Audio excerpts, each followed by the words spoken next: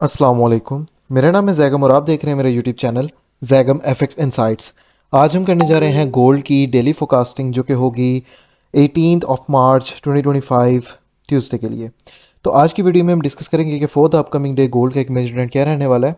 Further हमारे पास buying और selling के कौन कौन सी एरियाज हो सकते हैं जहां से हम मार्केट में ट्रेड करते हुए एक हैंडसम अमाउंट ऑफ प्रॉफिट जो है वो मार्केट से ले सकते हैं। वीडियो कंटिन्यू करते हैं। आज के दिन के लिए वीकली एनालिसिस में हमारे पास ये एरियाज थे जो हमने वीकली एनालिसिस में डिस्कस किए थे और हमारे पास एक सपोर्ट का एरिया था। मार्केट आज के दिन हमें इस सपोर्ट को रिस्पेक्ट देते हुए जो है वो नज़र आई है। पहले भी यहाँ से रिटेस्टिंग देके बुलिश के मूव मिला है और उसके बाद फिर से हमें जो है वो यहाँ से ही बुलिश का मूव जो है मिलता हुआ नज़र आ रहा है। एनीवेज मार्केट जो है वो हमारे पास टारगेट्स जो थे वो हमारे ऊपर अवेलेबल हैं। 3050 का टारगेट है, ठीक है। एंड आफ्टर दैट हमारे पास टारगेट जो है वो थोड़ा सा बड़ा है। ये असल में डेली के टारगेट्स हैं, डेली के टाइम फ्रेम के टारगेट्स हैं मार्केट हमें जो है वो इंशाल्लाह ताला अपकमिंग 1 से 2 मंथ्स में 3200 तक जाते हुए भी जो है वो नज़र आ सकती है। एनीवेज ये तो हमारा एक लॉन्ग टर्म का जो है वो सिनेरियो है, इसको छोड़ते हैं, इसके बाद फिर किसी वीडियो में डिस्कस करेंगे। अभी के लिए हम देखते हैं कि मार्केट हमें अपकमिंग डे में जो है वो कहाँ कहाँ से क्या क्या मूव जो है वो दे सकती है। फर्स्टली सेलिंग के हमारे पास फिल वक्त जो है वो कोई भी एविडेंसेस अवेलेबल नहीं है। अगर तो इन केस मार्केट में फॉर द अपकमिंग डे हमारे पास सेलिंग का मूव आता है तो वो हमारे पास एक इस एरिया ऑफ रेजिस्टेंस से आता हुआ नज़र आ सकता है। 3010 का एरिया हमारा बन रहा है। यहाँ से जो है वो हमें मार्केट के अंदर एक सेलिंग का मूव जो है आते हुए नज़र आ सकता है। फर्दर अगर तो मैं बात करूँ टाइम H1 के टाइम फ्रेम पे तो आपको नज़र आएगा हमारे पास जो पिछले वीकेंड की जो टॉप लिक्विडिटी है वो यहाँ पर अवेलेबल है। तो मार्केट कभी भी इसको लिए बगैर जो है वो सेल साइड नहीं जाने वाली। मे बी लाइक चली भी जाए बट लाइक मार्केट जहाँ पर है अभी, यहाँ से मार्केट इस लिक्विडिटी को ग्रैब करने के बाद तो इस इतने एरिया में से हमें एविडेंस मिल सकता है और हम फिर जो है वो मार्केट को टुवर्ड्स सेल साइड देख सकते हैं। इसका एक कंफर्मेशन मैं आपको बता देता हूँ। इसकी जो लिक्विडिटी है हम उसको मार्क कर लेते हैं फर्स्ट ऑफ ऑल तो, ठीक है। ये जो एरिया है वो है 29 कह रहा हूँ 3005 का एरिया। 3005 के एरिया के अगर तो प्राइसेस ऊपर एक विक दे के दोबारा से नीचे क्लोजिंग देती है या हमारे पास एक कैंडल ऊपर क्लोजिंग देने के बाद मार्केट दोबारा से इस एरिया के अंदर क्लोजिंग दे देती है तो फिर हम मार्केट को यहाँ से सेल साइड एक्सपेक्ट कर सकते हैं 2975 एंड आफ्टर दैट 2965 तक के लिए, ठीक है। तो ये हमारा जो है वो जोन रहने वाला है। सेल साइड की तरफ मार्केट यहाँ तक आ सकती है, उसके बाद प्राइसेस जो है वो हमें दोबारा टू एच बाय साइड जो है वो जाते हुए नज़र आ सकती हैं। लेकिन टू बी वेरी ऑनेस्ट अभी तक मार्केट के अंदर हमें कोई भी जो है वो सेल साइड की तरफ कंफर्मेशन मिलती हुई नज़र नहीं आई। इवन कि अगर मैं आज के वॉल्यूम्स के ऊपर बात करूँ तो आज के हमारे पास जो वॉल्यूम्स यहाँ पर आए हैं, इवन कि हमारे पास जो इस कैंडल में वॉल्यूम आए हैं नीचे बॉटम पे इन दीज कैंडल्स, ये हमें पूरा एक कंप्लीट एरिया जो है वो towards by side he indicate कर रहा है। और may be like market upcoming day यहाँ से रिटेस्टिंग करें और हमारे इन एरियाज़ में से टुवर्ड्स बाय साइड दोबारा से जो है वो जाते हुए नज़र आ सकती है, ठीक है। यहाँ पर कुछ एरियाज़ हैं उनके ऊपर बात कर लेते हैं कि फॉर द अपकमिंग डे हम बाइंग के लिए किन किन एरियाज़ के ऊपर रिलाय करते हुए मार्केट में बाइंग एंड सेलिंग कर सकते हैं। M5 टाइम फ्रेम पे हैं हम, ठीक है। M5 के टाइम फ्रेम पे फर्स्ट ही हमारे पास एक ये कितना एरिया है, ये जो एरिया है वो है 2989 से लेके 2991 का एरिया, ठीक है। ये एरिया हमारे पास एक स्ट्रॉन्ग एरिया है जहाँ से हम मार्केट को टुवर्ड्स बाय साइड अगेन जाते हुए जो है वो देख सकते हैं। उसके अलावा हमारे पास यहाँ पर एक 2992 का एक एरिया ऑफ सपोर्ट भी अवेलेबल है। मार्केट हमें इस इतने एक जोन से भी रिटेस्ट देके बुलिश जाते हुए जो है वो नज़र आ सकती है इन दोनों ही जोन्स में से।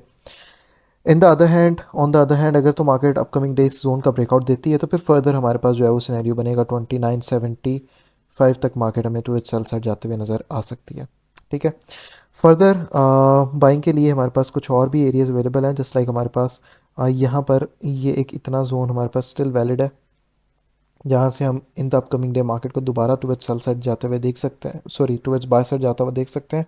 ये जो एरिया है वो है 2995 से लेके 2996 का एरिया, ठीक है। इसके अलावा फर्दर हमारे पास बाइंग के जोन नहीं है अवेलेबल।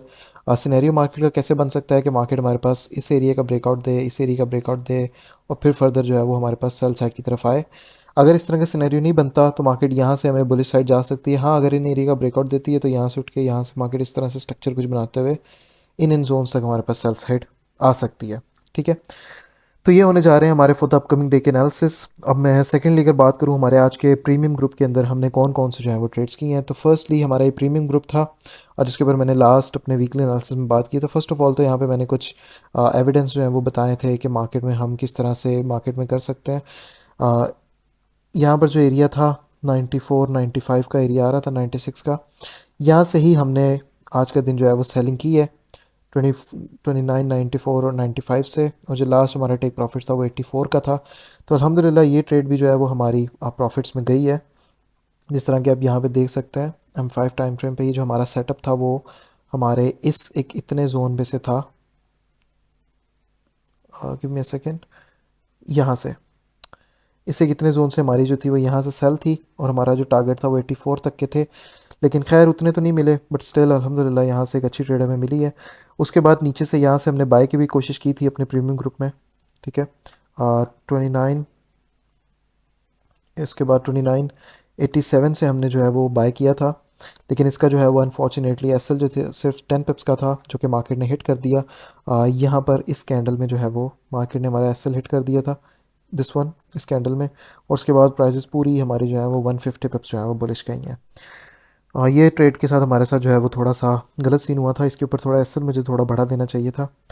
एनीवेज उसके बाद जो है हमने एक सेलिंग की जो है वो ट्रेड की थी, जो कि हमारा सिग्नल था जहाँ से, give me a second, this one, 2997 से 96 के स्टॉप लॉस, 96 से 20 पिप का हमारा एरिया था और हमारा जो एसएल था वो था 2999 पे, ठीक है। और ये ट्रेड जो थी वो हमारी यहाँ से थी और यहाँ से जो है हमने अराउंड लाइक 30-40 पिप्स यहाँ से कैप्चर किए हैं और कुछ पिप्स हमने यहाँ कैप्चर किए हैं।